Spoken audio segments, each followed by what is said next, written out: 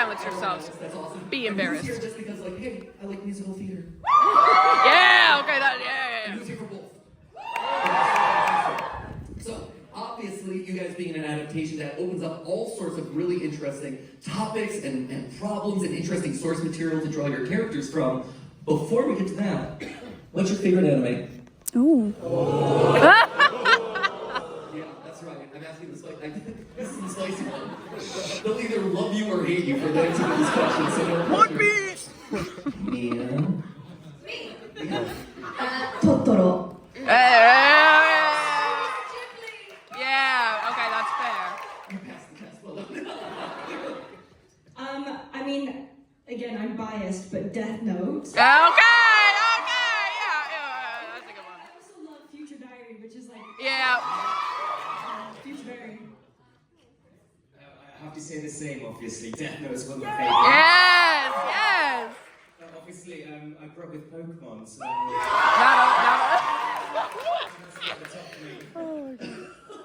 No Dragon Ball representation on Whoa. stage. Come on, guys. One Piece.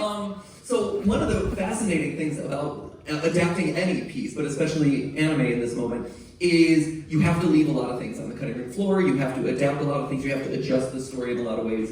And one of the things I wanted to dive into is some of the changes that were made to both of your characters, right? So you and I talked about this yesterday during the talk back. I didn't get a chance to talk to you about this. The hospital scene where you're brought up to the roof. For those of you who haven't seen the original anime, that is Kaori's idea when they end up eating on the roof the final time before her surgery. And here in the show, it's actually adapted where it's his idea to bring you up. I'd love your thoughts on kind of that change from the original source material to how it's done on the stage and how that affects your character, how it affects kind of that whole scene. Yeah, I think that was like a major change that I noticed, and one where I was initially like, oh, okay, interesting. Did you have thoughts and feelings about that? That's very awesome. Yeah. What was I going to say? I was going to say. Oh, okay. She just carried the show for 2.5 hours. Yeah. I was going to say, oh yes, so in the anime, it's Kaori who brings him to the roof, and then when he's like scared to perform, she's like, wait, I think I know where he is, and then it's to the roof, but this is like the Carnave Cafe. Both are quite cute, because she's the one that introduced him to it, so I guess in essence there's that bit of like, Kaori has influenced him in a way, but it's changed, and I don't know why, but I rolled with it. Okay. No, Sure. and it actually, I think it strengthens his character, right? Because if you watch the anime, a lot of the final moments are the women in his life kind of making these decisions for him and kind of continuing to push him forward to make the positive changes in his life. Similar note for you, where you confess your love to him, and in the anime, it goes unresolved, basically. He kind of stands there silently, you kick him in the shins in a great anime comedic way, and the scene moves on, right? But in the musical, here, we just saw that he responds back with, hey, if I told you that I don't love you that way, but I love you very much, would that be okay? And so there is a response. It still kind of goes unresolved, but at least he responds back to the explanation of your feelings in some way, which again gives him some level of strength. So I'm curious, as that change in the anime, how does that affect kind of you, your character? Was that a surprise to you when you saw that kind of happen in the script? Yeah, I mean, I think a lot of conversations were had with our director sort of about how Tsubaki as a character goes from being rejected in this like pretty harsh way to being like able to be there so supportively, and how does she make those two things meet? And really the answer is that like probably there's a lot of sort of self-development and yearning that she's doing behind the scenes on her own. I think it helps to get an answer sort of, but like you said, it kind of stays in that unresolved sort of sense. Like even their last sort of interaction in the whole musical is that really awkward like, and that kind of encapsulates what they're gonna be like for, you know, a couple of years down the line probably, because there's a lot of feelings there. But because they know and love each other and have loved each other for so long, of course, like, they will still remain in each other's lives. So yeah, I think that change really helps, because obviously when you're adapting something to like 2 hours, there needs to be some sort of resolve, or else all of the storylines are going to be all over the place by the time it ends. And it's really helpful to be able to like leave that on stage and be like, oh, my character has come through their own journey and their full sort of, yeah. Does it make sense? Yeah, absolutely it does.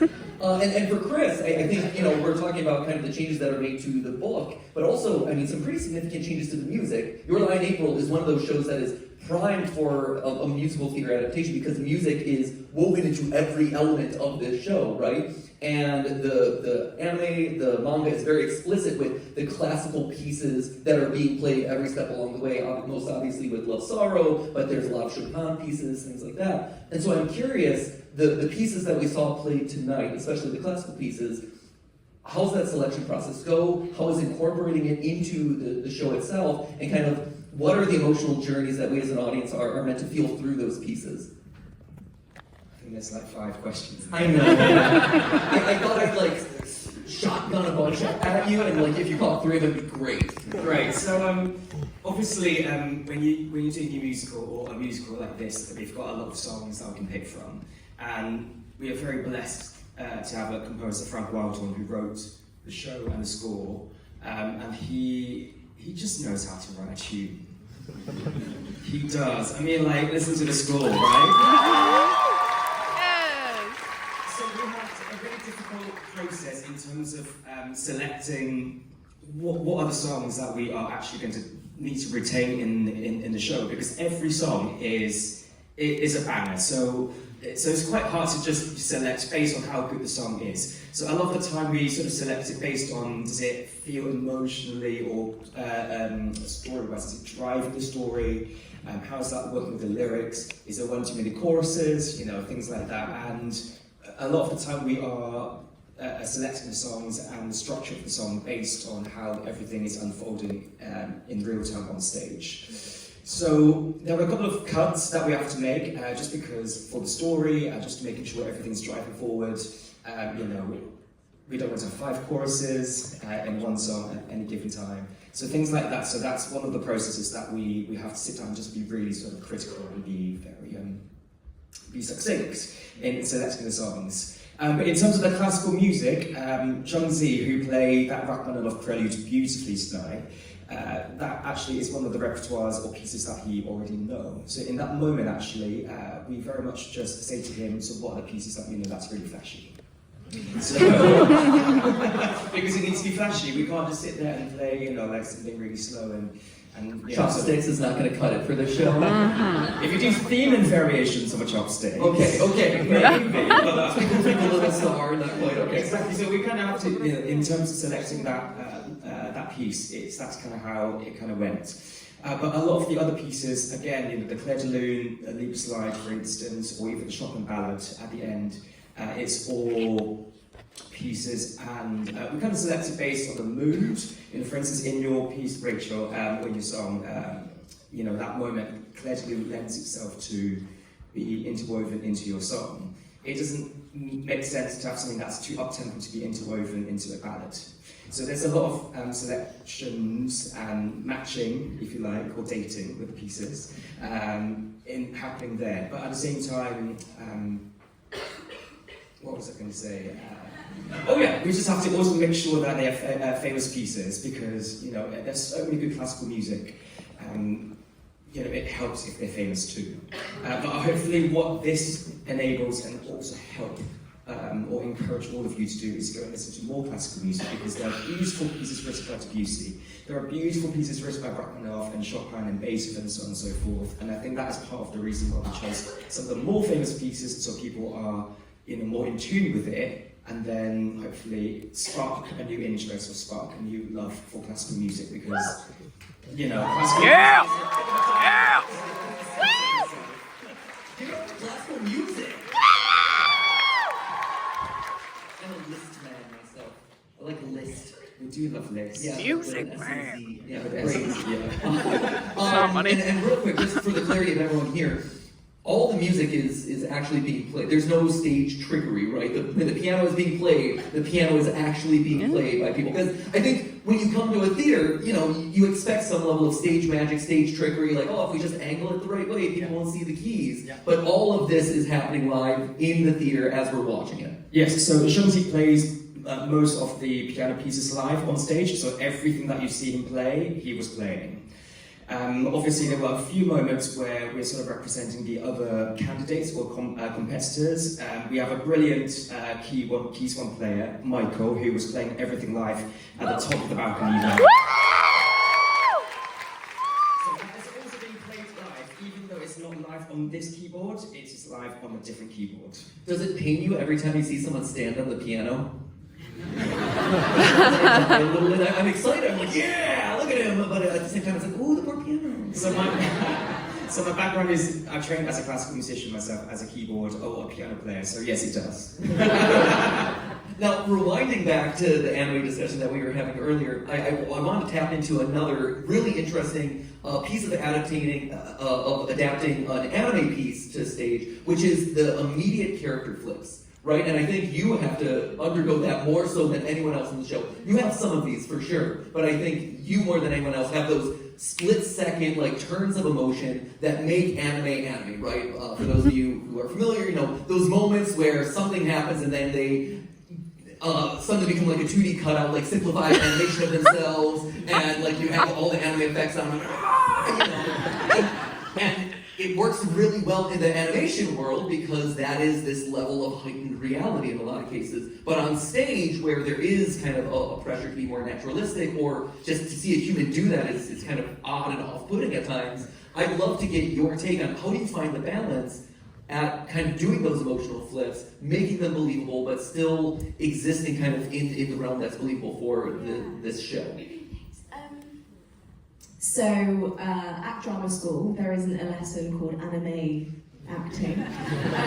So obviously, I watch a lot of anime, and I watch Your Line April, and obviously I really watch Kaori and how she moves and speaks and presents herself, and I think that's what I've learned at drama school, is always observing and learning how. So it's really interesting, it's a real challenge. I don't know, I feel like in real life I'm quite an animated person, that's what a lot of people have said. And when I watch the anime, I do see a little bit of myself in her. And even though I'm not so like that, there is a little glimpse coming out.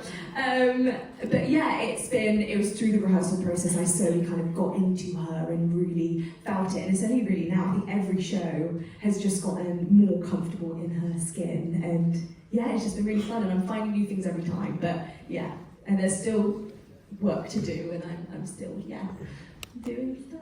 How about you, Rachel?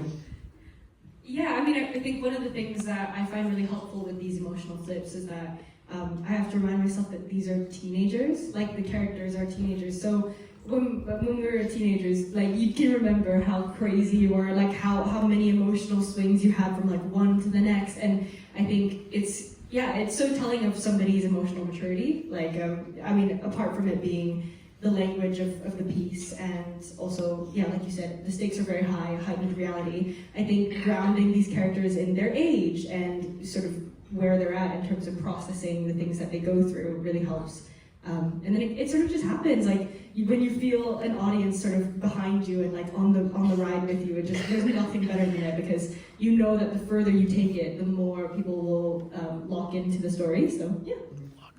And then one other kind of buying into it or kind of justifying the emotional beats, right? You go through so many emotional beats in the moment where you ask him to die with you, right? Which is one of those moments that kind of comes out of nowhere. It's this emotional hammer, right? You just learn that that you're helping beat his ears in a lot of cases. That's devastating for you. And so I'm curious, can you take us through as an audience kind of the emotional beats that are going through your head in that moment? Because there's a lot of kind of ebb and flow in that scene, and of all the scenes, I think that's probably the densest of the entire show. So this is a specific moment that I really want to talk about because it's not obvious in the show. It's this little, tiny little hint. But in the manga, basically, the book that Watari has given me, when they come in and visit me in the hospital, and he goes well, I didn't know how to borrow them. Or that book. It's actually a book that Kaori has read about a girl who passed away, who was a teenager, and I've not read the book, but it's very like old-fashioned Japanese story of a girl who died, who was a teenager, and she had like a partner at the time, and the quote is, "Won't you die with me?" And Kaori kind of opens the book as Wakari's doing his little "I'll see you in my dreams," but behind him, I'm opening the book and I see that Korsei has read this. He got the book from the library and he read it. And that is what makes me go, I want to do the surgery. Because he's obviously read it, he relates to the story, he knows that girl is me, so he will die with me. So I'm like, I want to do it. And so when I say, won't you die with me? And he goes, what? Then that's like, oh, so you don't think we're the two characters in that story? And then I just go, you know what, we can't be together.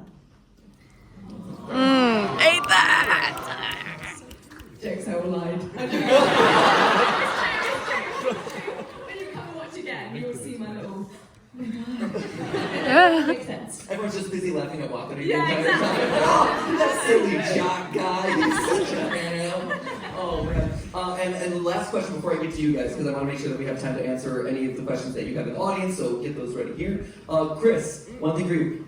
Favorite song in the show? I'm really curious. Do you have a favorite? I mean, obviously, there's such a huge range of music here. Is there one that stands out to you as most satisfying, or one that moves you most? Just like one that you gravitate towards most? Is Frank in the room? Someone goes in the room? Okay, if he's not. It's just because it's the process. Sorry, Mia. It's Rachel and the song, superhero song. That is so good. Yeah, that's a good one. Oh! It wasn't for you anyway. That's okay. It wasn't gonna happen.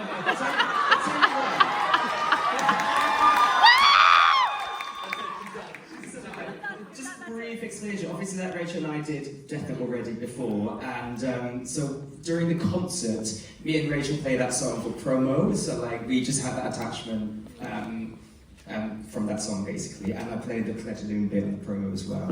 And so that for me, it's living online somewhere. So that's why it's my favorite song. Amazing. And actually, I said I was going to go to you guys. I have one last question, which is, I think this is a great time to have this, because you both were a part of Death Note, and I'd love, right? Yeah. You never knew that they made Death Note into a musical. Yes! Yes! Higher percentage than I expected to respond to. Yep. Well done, guys. No, it's incredible. It's absolutely fantastic. And I think it's really fascinating to compare the two, because Death Note is probably the better known anime, but the one that you'd be like, really? They're making a musical out of that? Okay. You know, They made a versus Netflix this original, one, you know, which is like anything the can lesser known, but definitely one that seems much more easy to adapt to kind of stage production. So I'd be curious to get both of your thoughts being a part of those shows. You know, how is this process different, or how is this process of adaptation different from doing Death Note? Oh gosh, Rachel. People always ask me how I compare the two, and I think the scores are so wildly different. Like Death Note is like a rock concert, like and the drums, and you're like, yeah, and then Your Lie in April's really romantic, and it has loads of ballads and beautiful moments. I mean, Death Note does too, but I think because both of them still live in sort of that like heightened, high stakes kind of world, they both work as musicals, because musical theater is high stakes. Like normal people don't really break out into song and dance, I think. So in a world where in a world where somebody has a book and they can write your name, you can die. You can imagine that people would be singing in it, right? Yeah. No, but I think that the difference is that because music is so intrinsic in Your Lie in April's story, it's one of those things where you are working with it. It's like integrated into it. But with Death Note, it's like almost a little bit of juxtaposition. You're like, wow, like I'm going on this ride and I have to invest in it, but it's so opposite from what you would imagine that it works even better, if that makes sense. Yeah. Yeah. There's beauty in the contrasts, right? Yeah, exactly. You kind of buy into the heightened reality even more because of that like dissonance in a lot of ways. Go for it, Chris. I think she said it beautifully. I don't think I've got much to add. Oh, lazy. Yes. So now I'm going to you guys. Yes, in the corner, right there.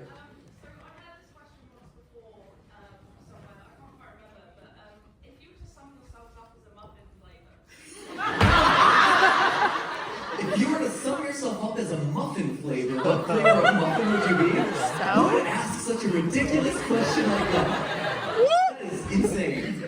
Whoever said that must be off their must be the type of person who breaks out into song in their everyday life. What we're talking about there.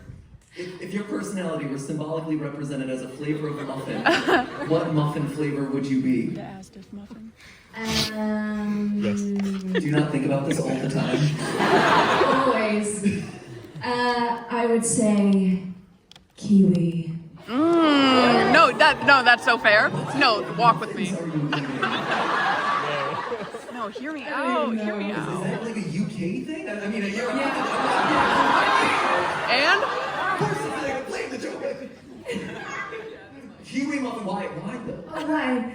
I'm thinking tropical fruit. yeah. You're exotic and fruity, is what you're telling me. What? What? Okay. I'm gonna have to say blueberry crumble. Yeah. It's gooey on the inside, and you get a little, like once in a while you get the blueberry. It's like, that's kind of sour, but I like it. Yeah. And that's life. Thank you very much So for coming to my true. TED Talk. Yes. I think mine would be raspberry and white chocolate. Okay. A little tart, a little sweet. Everybody's fruity. Yeah, healthy and sweet. So Nice, great. Super berry in there, a little bit healthy, great. yes, absolutely. Fantastic question, excellent question. Let's go to the middle now. I did this already, so let's go over there. Yes, you, second row. Hi, just wanted to say that was absolutely amazing. So obviously, musicals being adapted from like other media is a new thing, but I think especially with anime, it's such a different type of media. How did you attack like approaching how you're gonna portray these characters while bringing like your regular theatre background into it and your own personality while still staying true to that? Yeah, so what was your process like? So did you go to the source material a lot? Did you revisit the anime, the manga? You know, sure. how did this differ from maybe other roles that you guys have played in the past? So during drama school, I was always told to be more naturalistic, and it's always been is it Stanislavski? Style of acting. There's a lot of people who said yes to that. But like, they know their stuff. Yes. Stuff. So I've just been like it's fun, but like I've always wanted like quirky characters. So when this anime came out, I was like. And then so I watched the anime and I was like, okay, cute. But then I also wanted to see Cute. But I also wanted to see like humans actually taking on the role. So there's a Japanese adaptation of the film. Because they're always And I want to see how that Kaori, human Kaori, how she interprets the role. And yeah, and it was good. And I was like, okay, so both sources combined, and voila. That's kind of my journey.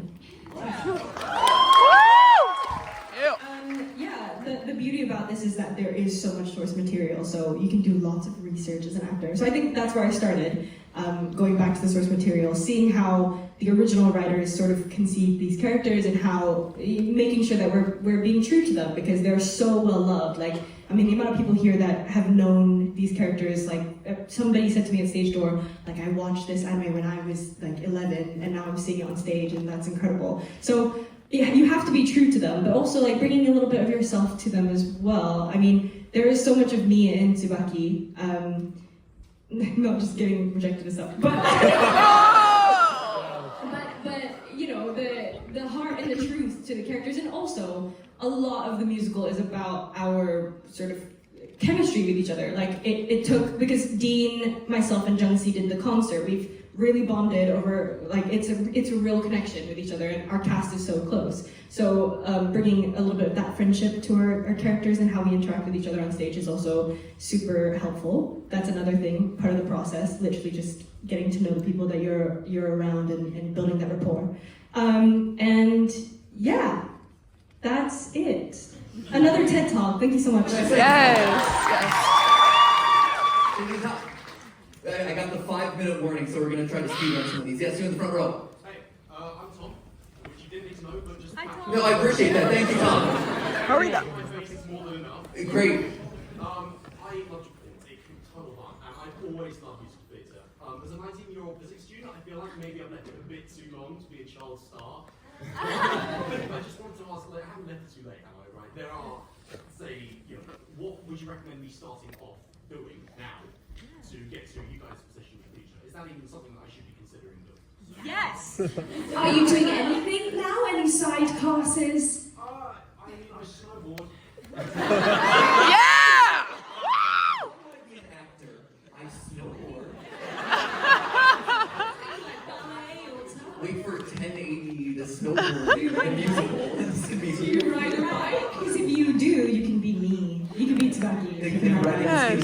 Yeah, no, I think some of the best musical theatre I've seen in London since moving here is my friends in their university societies. Like, I have a friend who's in UCL, like, he goes to UCL, does theatre at UCL, and is absolutely smashing it. And, like, actually, Jungsi did a whole degree, then did a master's at the Royal Academy of Music, which I also did, and then... And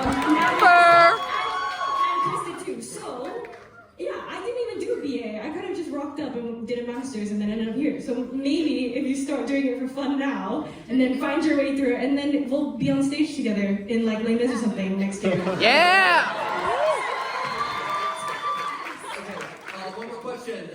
Towards the back middle right there. Yes, you in the very back. Yes. There you go. Very back. Oh, I know. I'm sorry. So would you guys consider doing workshops around UK? Workshops around the UK for these guys? Yeah. Oh no, you're gonna do some. Oh. Yeah, are you doing workshops around the UK? Sure. Yeah. Yes! That was a very short answer, which is fantastic. So we got one more. Yes, you over there. Favorite anime opening? Favorite anime opening. Oh! Easy one, easy one. Easy one. That's what you said? Sorry, is it me doing that? Kiwi there? Okay. Thank you. Thank you for that. Chris, any answer? Same. All right.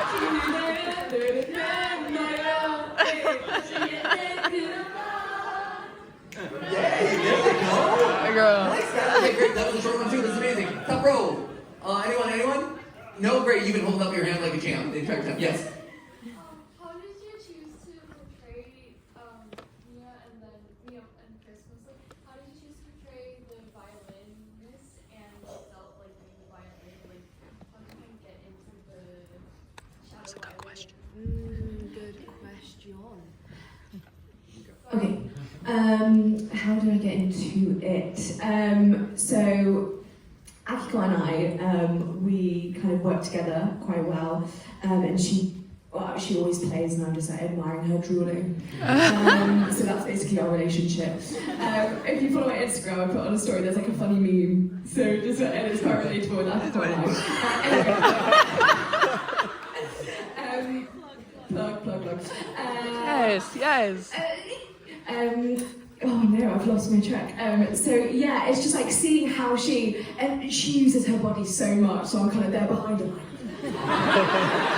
And it's coming into my body slowly, so like it just feels really freeing, and just violinists are awesome. So yeah, really inspiring. I got a question for you guys, real quick, as we wrap things up. Next manga, anime, or video game that should be adapted to the stage? Yuri on Ice! Oh, no. Wait, I'm gonna call on people just real quick. Immediately no. Yu-Gi-Oh? No, yes, that one. Not Yuri.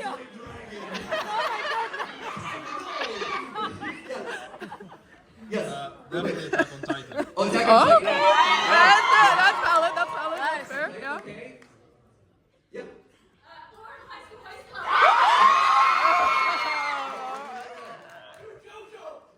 Jojo. Jojo.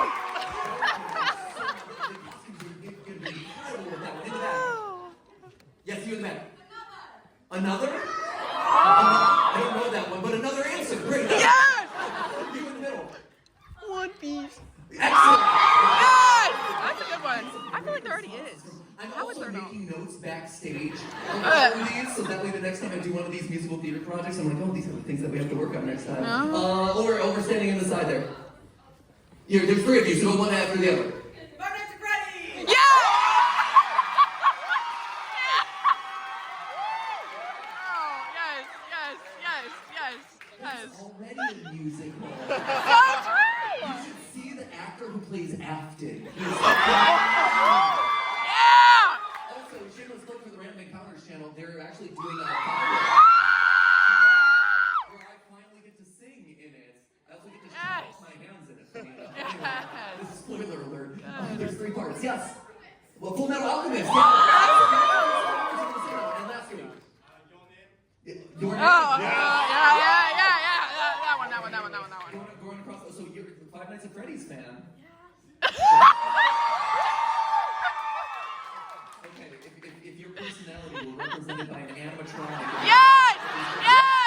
Animatronic, would you be? Who are you?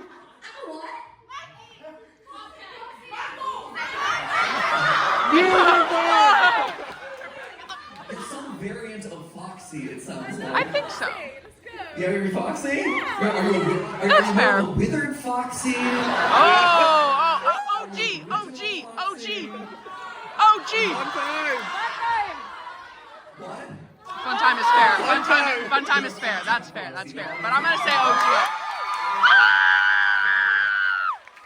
So we're wrapping this up for the other two of you. Do you know anything about Five Nights at Freddy's? This makes it all better. Who should Rachel be? Chica? Okay. Just straight Chica. This person in the middle is very convinced it's just straight Chica. She just Chica. Okay. Toy Chica or Chica? Toy Chica. I'm so sorry, don't lose your beat. Finally. It's okay, it's all a dream. Charisma is, he's the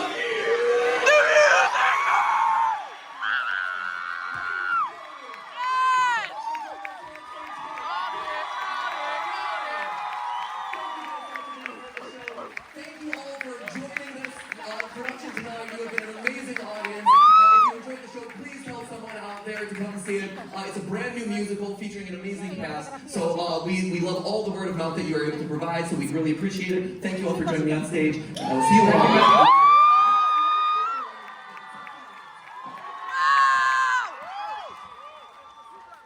Oh, we're doing something. Okay, great. Yes!